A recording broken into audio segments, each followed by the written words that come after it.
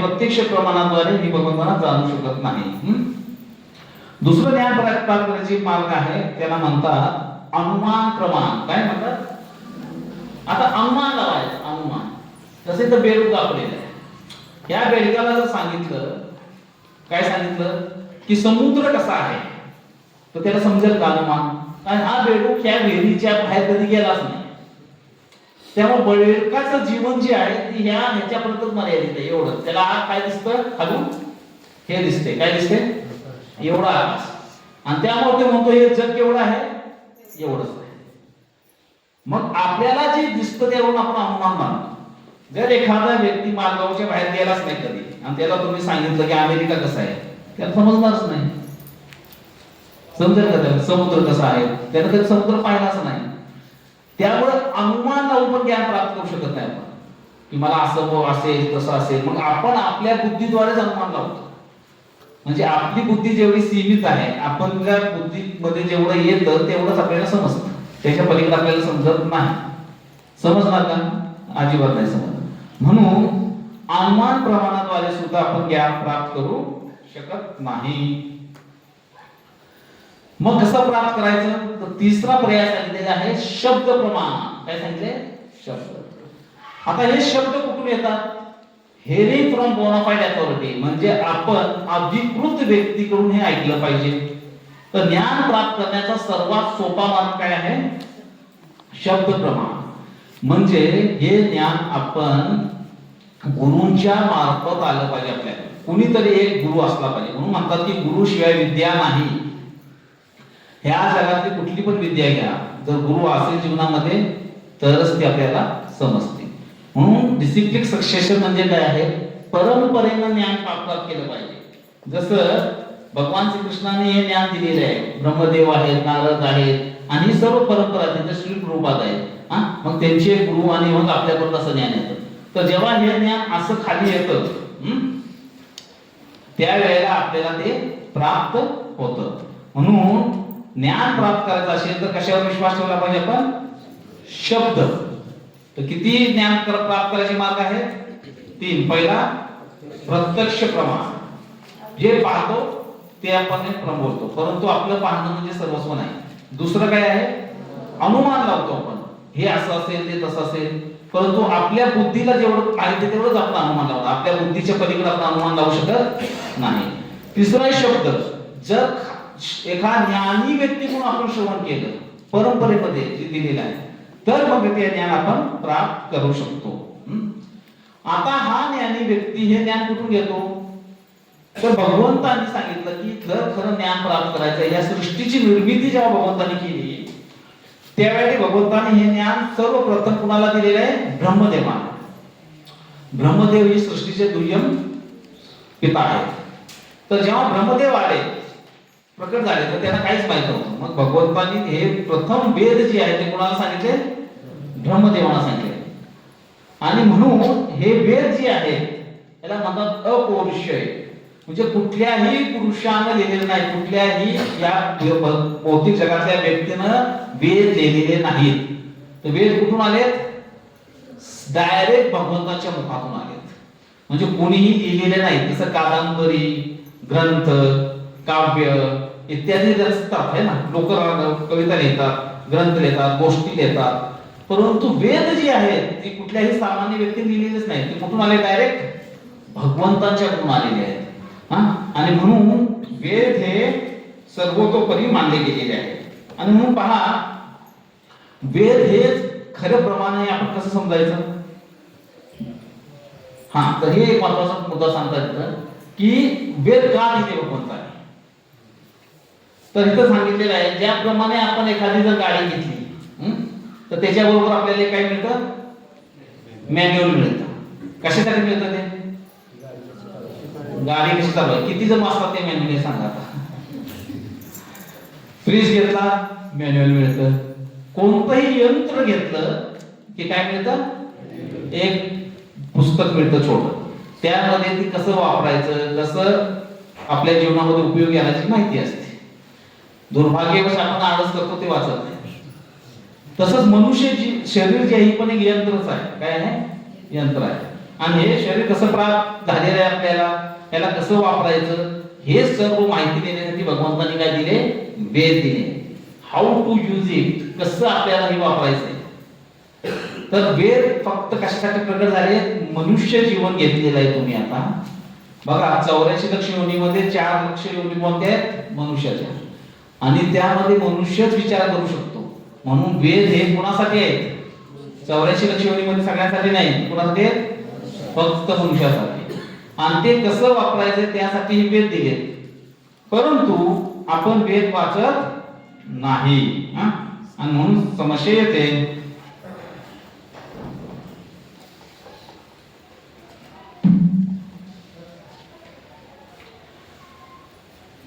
तर हे जे वेद आहेत हे भगवंतांनी आपल्याला दिलेले आहेत, आणि हे वेद खरे आहेत कशावर समजायचं, तर आपण पाहतो की वेदामध्ये जे दिलेलं ज्ञान आहे ते लाखो वर्षापूर्वीच आहे.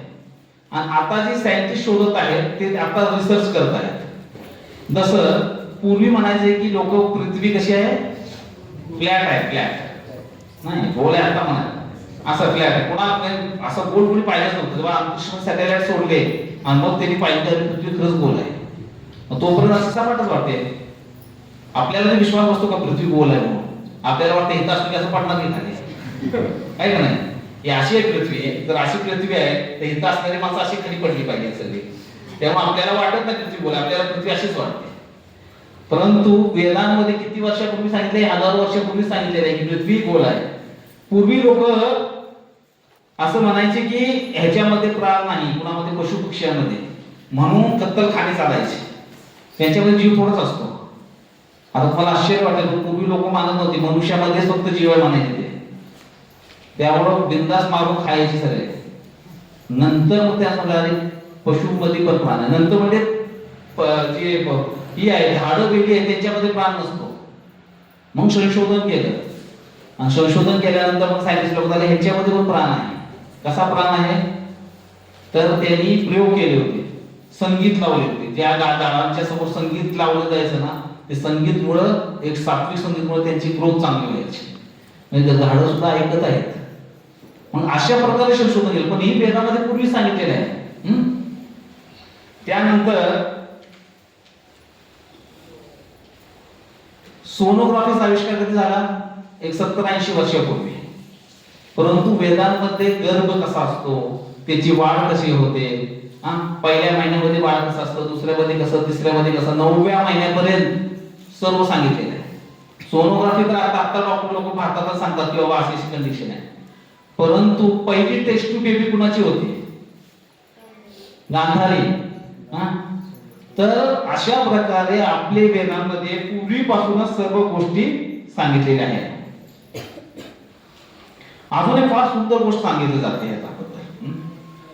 तर ज्ञान प्राप्त करायचं असेल तर आपल्याला कसं केलं पाहिजे, डिडक्टिव्ह पद्धतीने, म्हणजे खालून गुरुंकडून, त्यांचे परमगुरु, त्यांच्या गुरु, असे टप्प्याटप्प्याने गेले पाहिजे. स्वतः जर आपण शोधा गेलो, एखादा म्हणा की मी स्वतः शोध घेणार, काय करणार, मी कोणाला, मला गुरुची गरज नाही, मी स्वतः शोध घेणार आणि सगळं समजून घेणार, तर कदाचित त्याला समजत, पण त्यामध्ये त्याचं आयुष्य खर्ची पडू शकतं. जसं बघा, एखाद्या व्यक्तीला त्याचे वडील कोण आहेत हे कोण सांगू शकतो, तो डीएनए टेस्ट करायचं त्याने ठरवलं, माझं वडील मला शोधायचे, त्याला माहित नाही त्याचे वडील कोण आहेत. तर तो काय करणार, गावातली जेवढी 100 लोक आहेत म्हणणार की आता सायन्स ऍडव्हान्स झालेलं आहे, सगळ्यांचं रक्त द्या, मी डीएनए टेस्ट करतो. टेस्ट करायचा, माझं मॅच करायचं, कोण सापडलं नाही, मग पुढच्या गावात, मग पुढच्या गावात. कदाचित त्याचं आयुष्य संपून जाईल, पण त्याचे वडील त्याला सापडायचं नाही.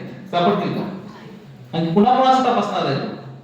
परंतु तेच केलं तर त्याच्या आईला विचारलं माझे वडील कोण आहेत, तर ती काय सांगू शकते का नाही, ही व्यक्ती तुझे वडील. त्याप्रमाणे वेद आहेत. काय सांगितलेलं इथं, वेद हे माताप्रमाणे आहेत. काय आहे, माताप्रमाणे. आपल्या प्रत्येक प्रश्नाचं उत्तर आपण सायंटिफिक शोध घेत करण्याची गरज नाही, लॅबोरेटरी मध्ये जाऊन टेस्ट करत बसायची गरज नाही. ह्या सर्व गोष्टीसाठी सायंटिस्ट लोकांनी अनेक खर्च केला. ब्रह्मांड कसं आहे, त्यानंतर पशुमध्ये जीव आहे का नाही, पक्ष्यामध्ये जीव आहे का नाही, प्राणी ह्याच्या वनस्पतीमध्ये जीव आहे का नाही, गर्भ कसा आहे, त्या सर्व गोष्टी तर वेदामध्ये पहिले सांगितलेल्या आहेत. गाईचं शेण वेद सांगतात की पवित्र आहे, परंतु विष्ठा ही विष्ठाच असते सगळ्यांची, ते अशुद्धच मानतात. मग गायीच्या शेणाला किंवा गायीच्या विष्ठेला सर्वोत्तम ठिकाण का मानले? मग सायंटिस्ट लोकांनी शोध घेतला, अरे ह्याच्यामध्ये 5 चांगले गुण आहेत, आयुर्वेदिक गुण आहेत, म्हणून पंचगव्य औषधी आली. गोमूत्र, कुणाचं मूत्र चांगलं आहे का या जगामध्ये? पण गायीच्या मूत्राला विशेष स्थान आहे, म्हणजे पंचगव्य ही औषधीसाठी वापरायला गेलं. मग हे सायंटिस्ट लोकांनी आत्ता शोधलं, परंतु हे ज्ञान वेदांमध्ये कधी दिलेलं आहे? लाखो वर्षापूर्वी दिलेलं आहे. म्हणून वेद हे सामान्य नाहीत. आहेत का सामान्य? अजिबात नाही. परंतु असे वेद आपल्याकडे असून आपण ते वेद कधी वाचलेत का? वेद किती जणांच्या घरात आहेत? नाही कोणाकडे आहे ना. मग वाचले का? जास्त नाही, आणि वाचले तरी समजत नाही. समस्या ही आहे. तर पूर्वी लोक वेद असायचे, त्यांच्याकडे असायचे, म्हणून तुम्ही बघा 8-9 असायचे पहिले. द्विवेदी, त्रिवेदी, हे जे युपी साईडला आहे ना, द्विवेदी म्हणजे 2 वेद वाचलेला व्यक्ती त्यांच्या घराघरामध्ये. त्रिवेदी म्हणजे त्यांच्या घरामध्ये 3 वेद असायचे. चतुर्वेदी 8-9 आहे, त्यांनी 4 वेद वाचलेले असायचे. असे लोक होती पूर्वी. परंपरा संपत चाललेली आहे, त्यामुळे वेद पण आपल्या घरातून बाहेर चाललेले आहेत. वेद कोणाच्यावरच नाहीत. आणि म्हणून आपल्याला वेद वाचता येत नाहीत, त्याला सोपं संकलन करण्यासाठी भगवद्गीताचं प्राकट्य आहे. वेद व्यास जे आहेत, त्यांचं नावच वेद व्यास आहे, कारण व्यासदेवानी हे एक वेद होता पूर्वी फार मोठा, आणि त्यातलं नॉलेज समजत नव्हतं. मग त्यांनी 4 भाग केले.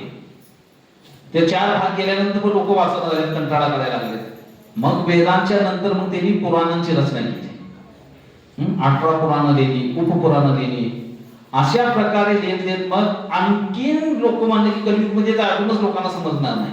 मग खास कलियुगच्या योगासाठी त्यांनी महाभारत लिहिलं, महाभारताचं काव्य रचना केली. आणि या काव्य रचनेमध्येच मग काय येतं? भीष्म पर्वामध्ये भगवद्गीता येते. तर इथं जर आपण ध्यानपूर्वक पाहिलं तर पहा, भगवद्गीता ही वेदांचा भाग आहे. काय आहे? वेदांचा भाग आहे. प्रथम वेदांची विभागणी 4 रचना कशी केली आहे हे जाणून घेणे आवश्यक आहे. आता जर ज्ञान प्राप्त करायचे तर पहिले सांगितलेले आहे 2 प्रकारे मिळतं. कोणत्या प्रकारे? 2. एक आहे श्रुती आणि एक आहे स्मृती. श्रुती म्हणजे जे ऐकणे. पूर्वी श्रुतीधर शब्द ऐकला का? श्रुतीधर. श्रुतीधर म्हणजे काय? लोक काय करायचे? हे ज्ञान जे होतं ना, पूर्वी लेखणी नव्हती बरं का. आता पुस्तकं वह्या पेन आलेत. पूर्वी लोक कशी लक्षात ठेवायची? ऐकलं की कानामध्ये. श्रुतीधर फोटो मेमरी होती, एकदा ऐकलं की विसरायची नाही. एवढी बुद्धिमत्ता एवढी तीक्ष्ण होती. का बरं होती? सांगा एक कारण सांगितलं तर मी मानेन तुम्हाला. सांगा. लोक श्रुतीधर पूर्वी का असायची? सांगा. सत्य बोलायचे. बरं अजून सांगा का? फोन नव्हते, ठीक आहे. अजून मुळाकडे या, आपल्या मुळाकडे या. लोक का श्रुतीधर होती पूर्वी?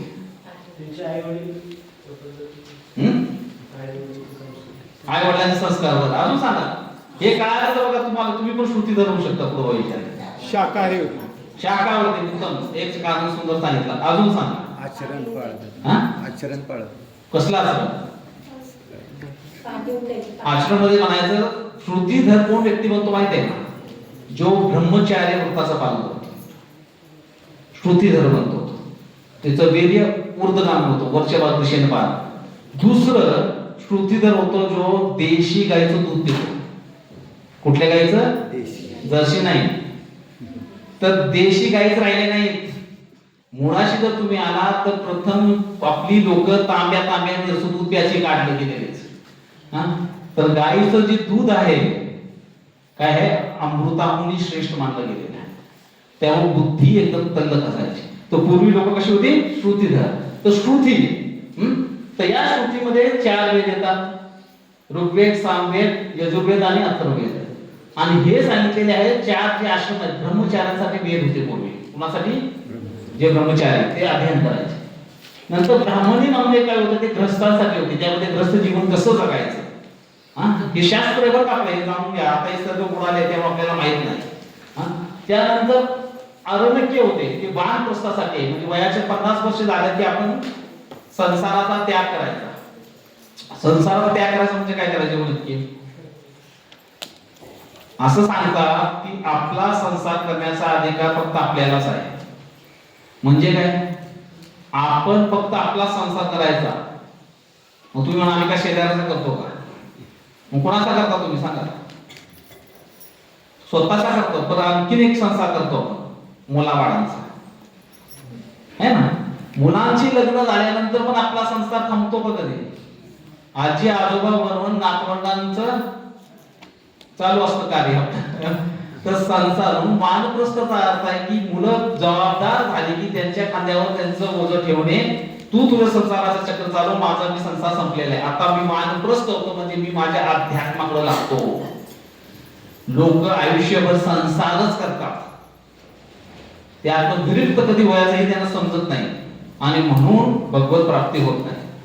तर केवळ आपला संसार आपण करावा, मुलांना जबाबदार म्हणून त्यांची लग्न झाले की त्यांच्यावरती जबाबदारी सोडून द्यावी. अशी आई वडील आहे जे मरेपर्यंत संसार करतात आणि मुलगा मरेपर्यंत त्यांच्या जेवण खातो.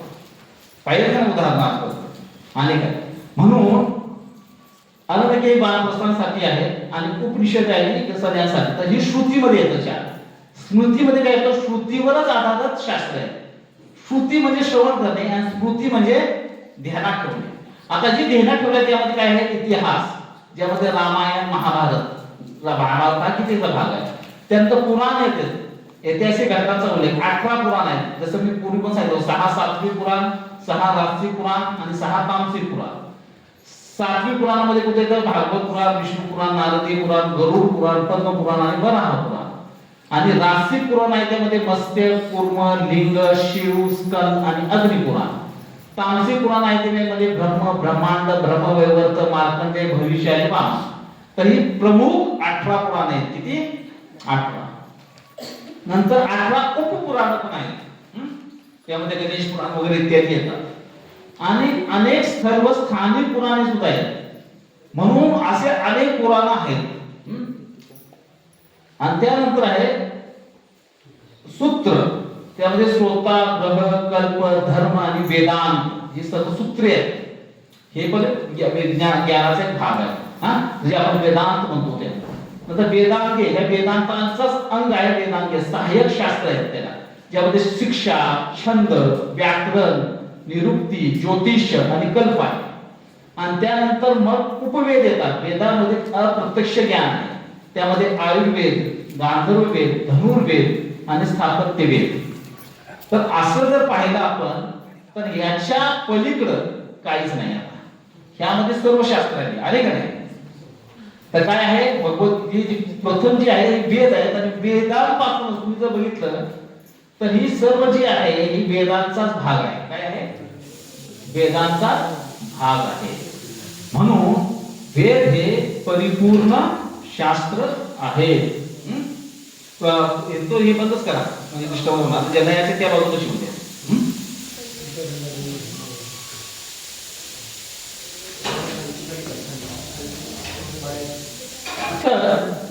भगवद्गीता ही काय आहे? मग भगवद्गीता हे दिव्य शास्त्र आहे. काय आहे? दिव्य शास्त्र. का दिव्य आहे भगवद्गीता? सांगा. भगवद्गीतेला दिव्य शास्त्र का म्हटलेलं आहे? काय वाटतं तुम्हाला? कशामुळे?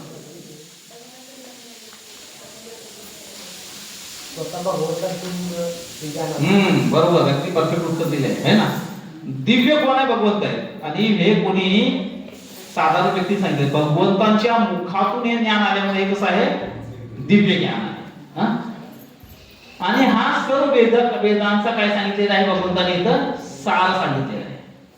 आणि म्हणून आपल्या जीवनातल्या प्रत्येक दुःखाचं, चिंतेचं जे कारण आहे आणि त्याच्यावरचा जो पर्याय आहे त्याला उत्तर आहे या भगवद्गीतेमध्ये सांगितलेलं आहे. आणि सर्वात महत्वाचं, आपल्यासाठी भगवद्गीता का महत्वाची आहे?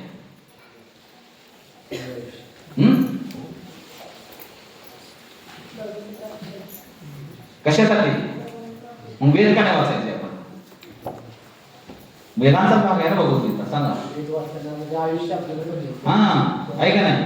तिथं सांगितलेलं आहे कलियुग मध्ये लोकांचं आयुष्य कसं आहे? कमी आहे. Give the guidance about the way of perfecting म्हणताय. आपलं आयुष्यच एवढं कमी आहे की आपल्याला वेद वाचता वाचता आयुष्य संपून जाईल. त्यामुळे भगवंताने फक्त एक छोटासा ग्रंथ दिला आपल्याला.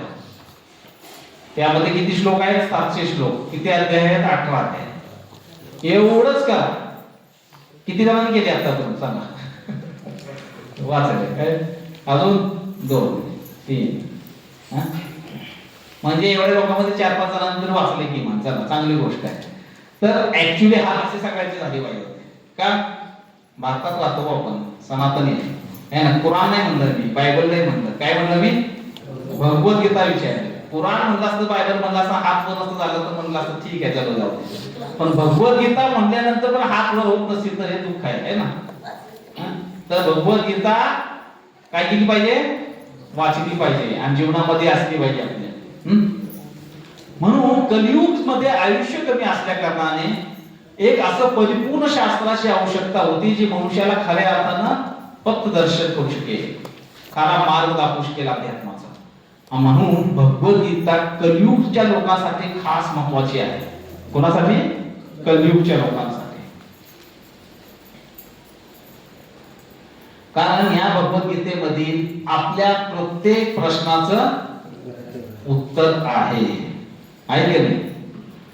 लक्षात ठेवा, कोणताही प्रश्न येऊ द्या जीवनामध्ये, कोणतीही समस्या येऊ द्या, प्रत्येक प्रश्नाचं उत्तर या भगवद्गीतेमध्ये आहे. मग आपल्या समस्यांचं उत्तर आपल्याला का मिळालं नाही? आहे का नाही? का नाही मिळत? आपल्याला आपल्या समस्यांचं उत्तर का नाही मिळत? बरं, आपल्याकडे समस्या आल्यानंतर आपण काय करतो हे सांगा. वकिलाकडे जातो, ठीक आहे. अजून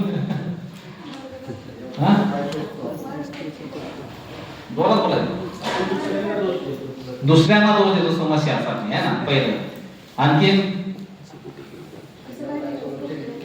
त्यातून बाहेर कसं निघायचं? तेच तर, बाहेर निघायसाठी काय कुणाचा सहारा घेतो? दुसऱ्याचा सहारा घेतो, आहे ना. अजून काय करतो आपण समस्या आल्या? नशिबाला पोसत बसतो, माझं कर्म म्हणून कसं, आणि दुःख व्यक्त करत बसतो, है ना. परंतु जे श्रेष्ठ व्यक्ती होऊन गेले भूतकाळामध्ये, अगदी बाहेरच्या देशातील लोक सुद्धा, त्यांचं हे वक्तव्य आहे की त्यांच्या जीवनामध्ये जेव्हा जेव्हा समस्या येतात, जेव्हा काही पण समस्या आल्या, त्यांनी नेहमीच काय केलेलं आहे? या भगवद्गीतेचा आश्रय घेतला. आणि आपण घेत नाही, त्यामुळे आपल्याला उत्तर मिळत नाही. समस्या आल्यानंतर आपल्याकडे किती जण भगवद्गीता घेऊन बसतात की माझ्या समस्येचं उत्तर यामध्ये मी शोधलं पाहिजे. कारण जसं सुरुवातीला आपण चर्चा केली, भगवद्गीता ही कशासाठी प्रकट झाली किंवा वेद कशासाठी दिले भगवंतांनी, आता चर्चा केली. काय सांगितलं? हे काय आहे वेद म्हणजे? मॅन्युअल आहे ना. कसला? कशासाठी दिले? मॅन्युअल म्हणजे कसलं? जीवन कसं जगायचं, साधं आहे ना.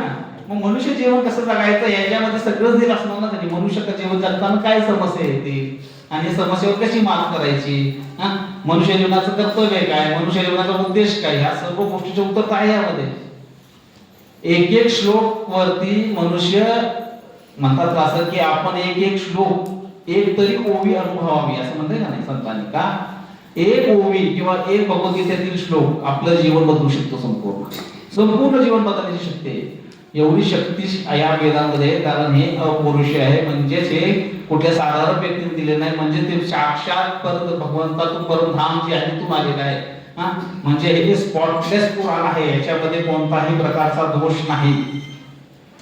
मग एवढं सुंदर पुराण आपल्या हातामध्ये असताना, ग्रंथ आपल्यामध्ये हातामध्ये असताना, आपण समस्याशी तोंड देत बसतो, इकडे तिकडे हातपाय मारत बसतो, या वकिलाकडे जातो, तिकडे जातो, सगळीकडे फिरतो, करून भगवंतांना शरण जात नाही किंवा भगवद्गीतेला शरण जात नाही. म्हणून समस्या येतात. एक लक्षात ठेवा, भगवद्गीता आणि भगवन यामध्ये काही भेद नाही.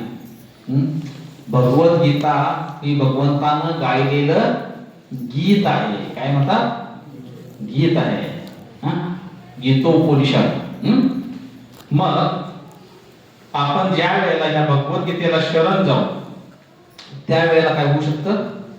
आपल्याला प्रत्येक समस्याचं सोल्युशन मिळू शकतं. म्हणून भगवद्गीताचं गीता महात्म्यामध्ये वर्णन काय केले पहा.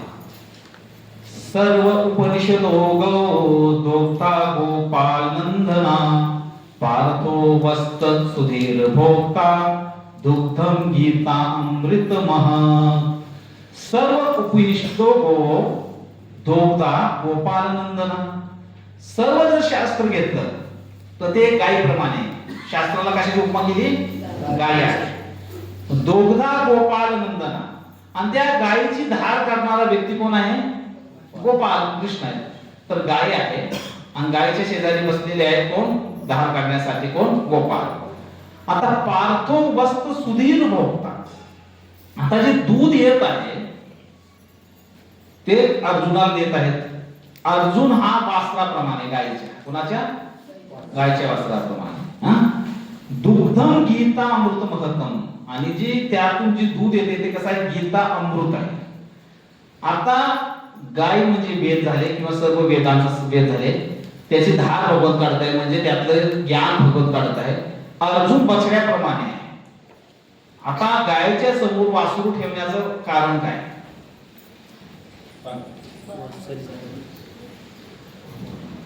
किती गायी आहेत ना? काय फुटतो? पाना फुटतो. बरोबर. म्हणजे गाय आणखीन जास्त दूध देते. बरोबर. पण जास्त दूध मिळवायचं कारण काय?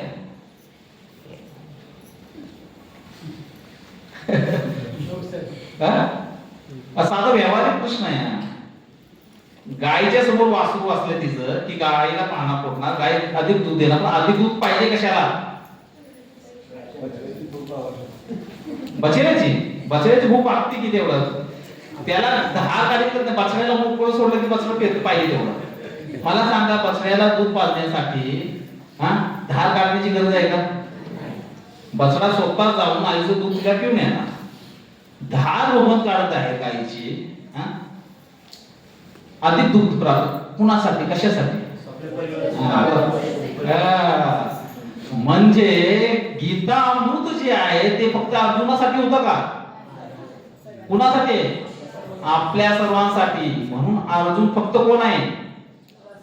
वासरू आहे गायीचा. फक्त वासरू दाखवायसाठी उभा आहे अर्जुन. अर्जुनाने जे काही प्रश्न या भगवद्गीतेमध्ये विचारले ते आपल्या सर्वांच्या वतीने विचारले.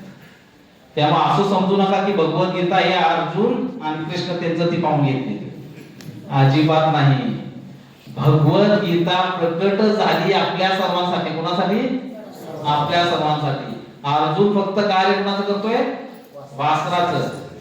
म्हणजे अर्जुन प्रश्नावर प्रश्न विचारतोय आणि गीतेमधून भगवान उत्तरवर उत्तर देत प्रत्येक प्रश्नाचं उत्तर भगवंताने दिले. वेगवेगळ्या प्रश्न भगवंताने वेगवेगळ्या अडचणी विचारल्या. प्रत्येक प्रश्नाचं भगवंताने अगदी सखोलरित्या व्यवस्थितरित्या त्याला उत्तर समजून सांगितले. म्हणून काय सांगितलंय म्हणा तर बघ. सर्व उपनिषदो दोग्धा गोपालनंदना पार्थो वस्त सुधीर भोक्ता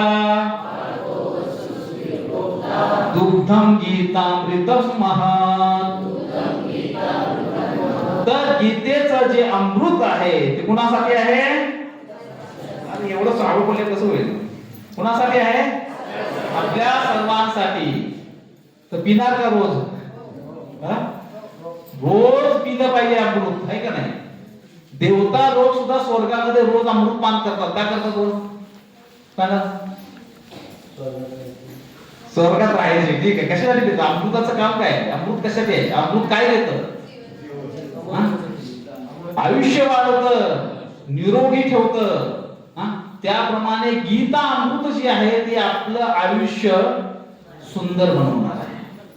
वाढू नाही तर वाढू, पण जेवढं जगणार तेवढं सुंदर बनवणार आहे. मला एक सांगा, आयुष्य मोठं असलं पाहिजे का आनंदी असलं पाहिजे? आहे का? छोटं असावं पण कसं असावं? आनंदी असावं, सुखी असावं. तर ही भगवद्गीता आपलं आयुष्य काय करते? आनंद बनवतो. जेवढं पण असू दे, 1 दिवसाचा असू दे, 100 दिवसाचा असू, प्रत्येक दिवस ते क्षण अमृताप्रमाणे जीवनामध्ये आनंद देणारे ठरते. म्हणून भगवद्गीताचं महात्म्य सांगताना इथं हे सांगितलेलं आहे. पुढे काय सांगितलं? मलिनं मोचनं पुंसां जले स्नानं दिने दिने कृतगीता अमृत स्नानं संसार मलनाशनं मलिन मोचनं पुंसां जले स्नानं दिने दिने. जर आपण दिवसभर काम केल्यानंतर जेव्हा आपलं संपूर्ण अंग घाम होतं त्यावेळेला आपण काय करतो? जल स्नान दिने दिने आपण काय करतो? आंघोळ करून आपलं शरीर स्वच्छ करतो, आहे का नाही? मनुष्याचं शरीर स्वच्छ करण्याची प्रक्रिया काय आहे? स्नान करणे. हा, त्याप्रमाणे भगवद्गीता जी आहे कृत गीतामृत स्नानम, ह्या गीता अमृताच्या स्नानाद्वारे जर आपण स्नान केलं तर या भौतिक जगताचं जी मलिनता आहे आपल्या हृदयामध्ये, हा, बहुरोग जो आहे तो रोज बघा दिने दिने सांगितलेलं काय सांगितलंय? दिने दिने. रोज जर आपण ते अमृत पान केलं तर आपल्या हृदयातील क्लेश नष्ट पावतील, आपलं हृदय शुद्ध बनेल आणि मग आपण एक विशुद्ध व्यक्तीप्रमाणे राहू आणि मग खऱ्या अर्थाने जीवनामध्ये आनंद येणार आहे. तर जीवनामध्ये आनंद प्राप्त करण्यासाठी काय केलं पाहिजे? रोज आपण काय केलं पाहिजे? गीत